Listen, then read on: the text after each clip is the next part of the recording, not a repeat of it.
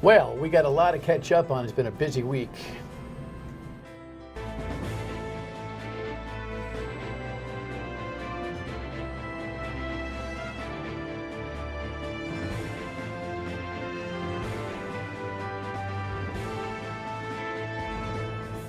The Dan York State of Mind program is brought to you in part by Lookout Rhode Island and Takeo Comfort Solutions. Our Friday programs are always recorded on Thursday afternoon. We tell you that at the beginning because whenever we're talking about something fluid and specific, I swear, the last 6 times that I've had some kind of a conversation with an important guest over something fluid and specific, by the time I had recorded the show and you saw it on Friday night, something important to the fluid and specific happened. Which probably for you doesn't really matter much, but for me it makes me spit nails because, you know, it's just the way things go. When it comes to Washington, well, I'm not even touching that with a 10-foot pole tonight. And the last couple of nights we have been local, and I want to be there again. Our conversation with one of the executives at Twin River, Mark Crisafulli, was an important one. If you missed it, make sure you go to WPRI.com or Facebook for a replay of that conversation. And you know, I'm going to wind a little bit of that into our opening conversation here. Dan McGowan from Boston Globe Online, I'm going to say this throughout 2019, formerly of WPRI.com, is here tonight. And of course, his expertise and journalistic talent and coverage is across a larger span, but he is all over the city of Providence and on education matters. And those things are back in the news cycle. In the meantime, I haven't had a chance, just because of the kinds of programs that we've done, to touch base on something that is clouding the State House as we speak. A Target 12 investigation, and our top investigative reporter, Tim White, offered this a couple of days ago.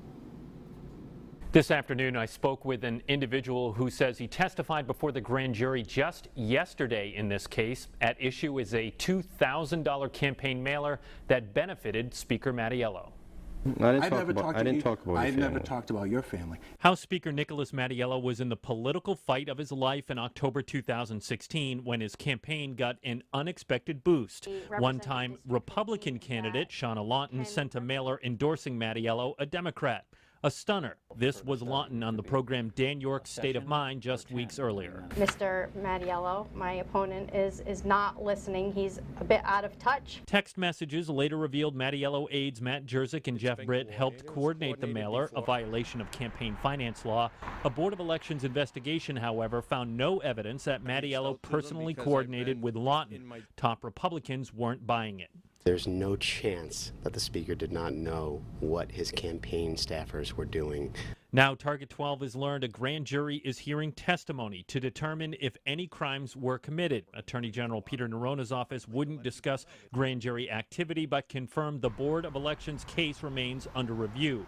Records show one of the donors who funded the pro-Mattiello mailer was a man named Victor Pichette. He confirmed to Target 12 he testified before the grand jury on Monday. Pichette declined to say what he was asked, adding, "This is bad enough as it is. I was a bit player in helping with something." Pichette did say he was told he is not the target of the investigation.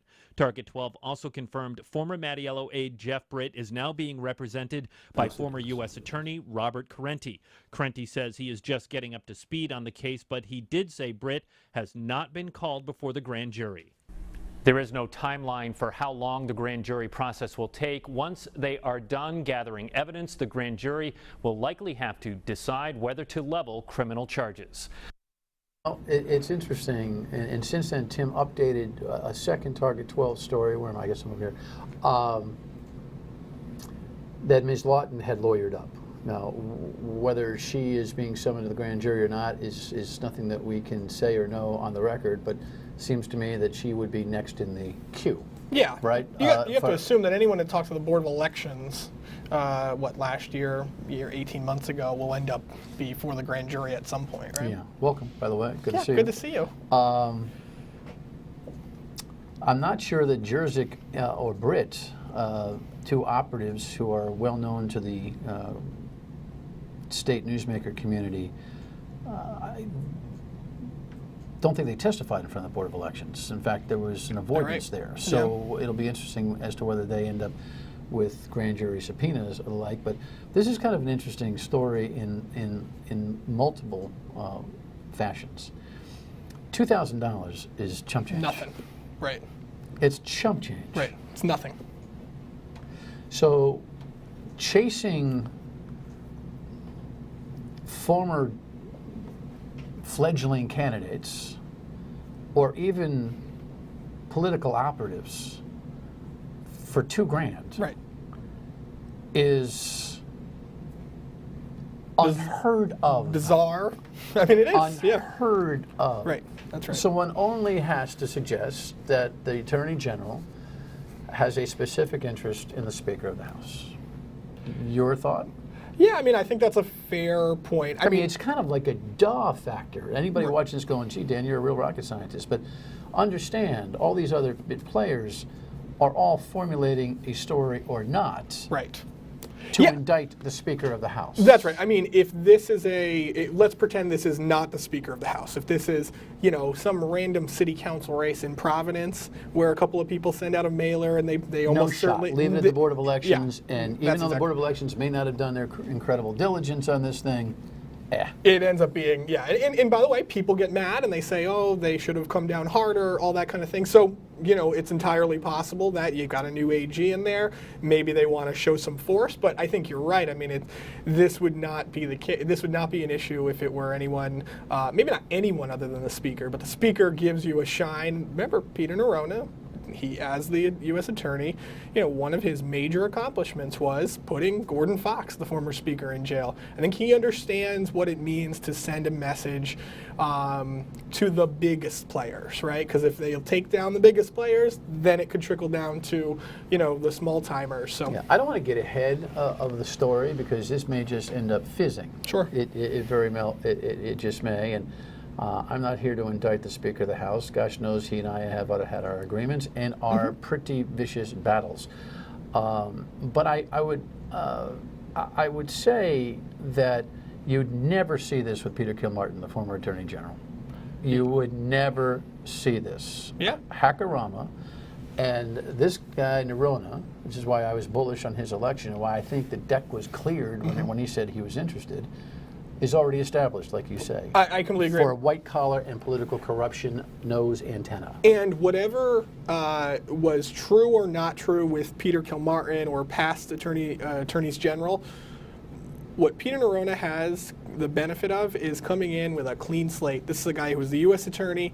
He was pretty tough on politicians there. Comes in, remember, doesn't face a campaign, didn't get Democratic primary, didn't have a real general election opponent. So he owes nobody anything, right? So I think he does feel a little bit of, he can walk with his head held high. He doesn't have to ever go hat in hand to the Speaker to ask for things. Now, legislation he does, but I think this is a moment where he gets to at least come across as the person who's kind of bigger than everything. And he may just be doing diligence. Opening up a grand jury, first of all, you've got to request a grand jury. You got to, it requires a little bit of work, but he's sending a signal that he's interested in public corruption stories in the state. Now, whether it ends up forming out to something that he's going to end up asking for indictment on is still to Now, here's the thing, though. What's the old saying about a grand jury? They can indict a ham sandwich, right? So, it would not be stunning in any way to see somebody get indicted here. Yeah, but he's also not going to indict if he can't convict. That's exactly right. That's exactly right. That which the grand jury will hand you is not necessarily what you want. 100%. But what it's doing, I understand, is creating a very look-over-your-shoulder type of pall again in the General Assembly. And anything that requires, for instance, last night's conversation about the IGT Twin River deal. There's not going to be any vote in 2019. Nope. There's no special movement on that. And I think there's a little bit of a paralysis that the Speaker is probably going to face as the questions around him tamp down the opening for 2020. And don't forget, you go into an election year for all these guys. Mattiello, it appears, has kind of been in the clear. He had a little bit of an easier time in 2018. Let's assume he's very much a favorite to be reelected in 2020, but all these guys, the longer you go into the General Assembly session, the more they're thinking about, God, who's primarying me? Do I have a Republican that's going to come after me? Am I going to have to waste my summer knocking on doors and all that stuff? And so you have all of that in your mind, and then potentially you have this kind of cloud over a grand jury, means that nobody's going to do anything next year, probably. Yeah. All right. So when we come back, we're going to talk about the governor, education, and her breaking news out of the state. Stay with us. Talk about it. Oh, really? I have to go to the Boston Globe for crying out loud to find out what's going on in this town. Oh, that's the design. I forgot. I forgot. You market intervener, you. I should say that's our Raimundo for America picture with the United States and the flag in the background. So as has been the somewhat kind of modus operandi for our governor, she loves to talk out of school. Like when it's kind of like, hey, you're on a cruise somewhere and you're having a couple of drinks with somebody, and hey, what's Rhode Island like? Yeah, let me tell you, Rhode Island. Every time she's on a Washington panel, or in this particular case, a podcast with David Axelrod, former big-time Obama strategist and CNN analyst, and his podcast, Axe Files. The Axe Files, yeah. You know, it's a nice conversation about her life and her kind of, but he says, hey, by the way, you got some problems with your schools there. And she's like, oh boy, you know, heavy lift, as if it's like a big deal, right? You do the Rise thing and wake up in the morning and listen to it and then write a story, and then everybody, if you don't, I may have missed it if you don't write about it. So thank you for this. Well, yeah, I guess. Thank you for doing your job. Yeah, you're welcome, I guess. No, it's important that we pay attention to what's going on out especially, here. You nailed it on that intro, especially with the governor, because she does this constantly. I've noticed that, no joke, you know, I've interviewed the governor a million times, right? We interviewed her once in our Boston office before we had office space in Providence. She was far more candid in our interview in Boston, where she's a little, you know, she goes up there and does the public radio shows. She comes into the Globe office. She wants to tell you a story. Far more kind of off the cuff than she is when she comes in here, where she knows she has to be on message. She knows, generally speaking, the questions you're going to ask her, because it's going to be whatever the news of the day is. You just gave me an idea. You know, I'm going to invite the governor to meet me on the beach in Maine, or on Cape Cod, or something like that. Get Channel 12 to pay for it. Because reportedly, she tells everybody out there, boy, I really respect Danny. He's a smart guy. She hasn't been in that chair in God knows what, because she does not want the. Anyway, it's not about that. It's about what she said. And here's part of what she said. What will the state do to improve those schools? How will it help those schools to be operated by the state or overseen by the state? So there's no one thing. I think it's a new and higher quality curriculum, much more and better teacher development. There are probably some schools that have to be merged or closed. They're just so far gone, you know, physically and what's happening. I mean, it's going to be a long process. I heard that and I had two reactions. One was, what? The other was, I got to call McGowan. Right. Because which is what I do. Yes. I just, hey, listen, no omniscience here. I count on some standout journalists in this community to double check or ask for, what? And then I went, no, I don't got to call McGowan. No. I've been on this story. No one has said that. That's right. I listened to it and I thought, boy, that's news. Did you say, I got to call York? Yeah, obviously, yes. I texted you at 5 in the morning, I think. Well, if you did, it's still on the phone, because I didn't see that one. No, seriously, it didn't happen. No, right. And the commissioner had to backfill, that's right. And Alorza, who is just, glomming on everywhere, had to say, oh, yeah, that's a ticket. We talked about that kind of stuff. It's not true. Here's the evidence that shows it's not true. The state, a couple of years ago, when I was still at Channel 12, they pull out their, $2 billion in school repairs that are needed. Providence goes through the process of mapping out its plan. Not one of them was a plan to close a school, right? That was not in the cards. That was, we're going to rehab buildings. Down the line, do they think they probably are going to have to close some of these schools? buildings that are 100 years old? Yes, of course they do.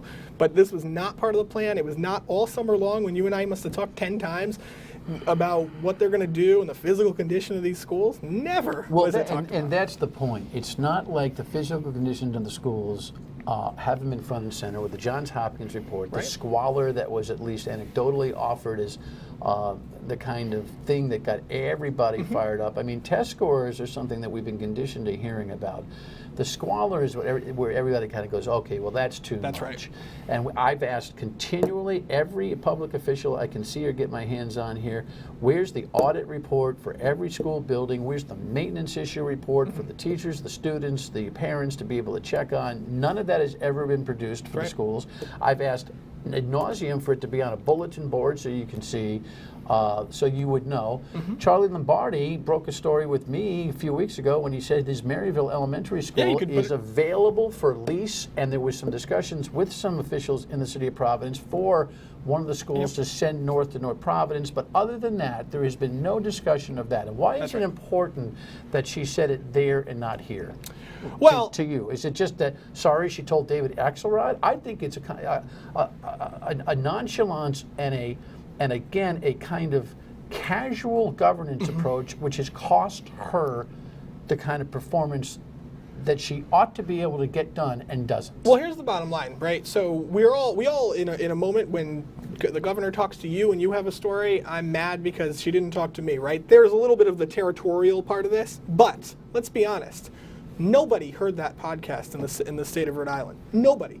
I listened to it. I paid for the subscription. We're talking probably certainly fewer than 1,000 people in Rhode Island actually hear that story. So she floated a major idea, closing or merging schools, to a national person that nobody knows. A bunch of teachers woke up, a bunch of parents woke up, a bunch of the city of Providence, by the way, the administration woke up to news that, oh boy, there might be merged and closed schools. That is not how you do this So thing. here's what your journalistic challenge is, and maybe you're already on it. Was she just riffing, Trumpian riffing? Or or is there something that is tangible that they're working on behind the scenes that she decided to spit up out of state? No, I think this was pointing to what she might call fairly logical, because given the conditions of the buildings and the age of the building, sure, probably you might have to close some schools, but I can say with pretty strong confidence that this is not something the commissioner in the mayor's office was completely caught off guard. They had no idea what she was talking about. And now they can all come back. I know on some of the TV stories after the fact, they all kind of got on the same page and said, yeah, it's always been on the... So the viewer is saying, all right, boys, it's a lot of inside baseball as to how she said what, where, and how, and why does it matter? I think it matters significantly. The leadership model ought to be such that, there's some evidence that is accumulated, there are reports that are distributed, there are audits by the buildings that ought to be self-evident, that say, okay, we're leading to something like this, and we're going to give you the respect to let you know that amongst the things that we are considering now, new news, we may be looking at a merger and a closing plan, and when we do that, we will alert you to the public access to the process. And that's governance, right? And that's why it's important. That's why it's important. I was a young reporter here when Angel Tavares, the former mayor, closed schools. I went through all of those public hearings. We're talking terrible schools that were in awful condition, so bad performing and falling apart. Real people came out, thousands of them, and protested, because that's what happens when schools close, no matter where it is. You can't go and make that news off the cuff nationally when you haven't told anyone. Forget us, parents, teachers, right? Yeah. The people who actually matter. And her in this statement thing. Following your excellent reporting, it was I didn't even print it. It was just such a non-starter.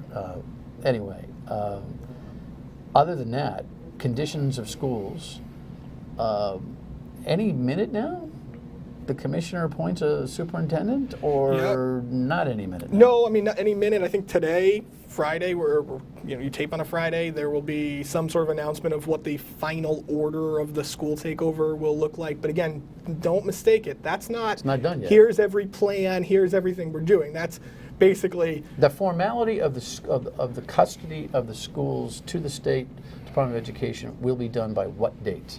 I believe it'll be done by the end of the month, I would say. By the end of the month, I think. I think the final order, hit the gavel and say we're taking over, will happen very quickly. But again, where's the superintendent? We don't have that person yet. And then what do plans actually look like? You and I have talked about this. This is something that's going to happen over the course of probably the next couple of months, and really will be in place for the next school year. And one of the things that's going to be really interesting is how the charter school thing goes. Very much. News on that when we come back. Stay with us.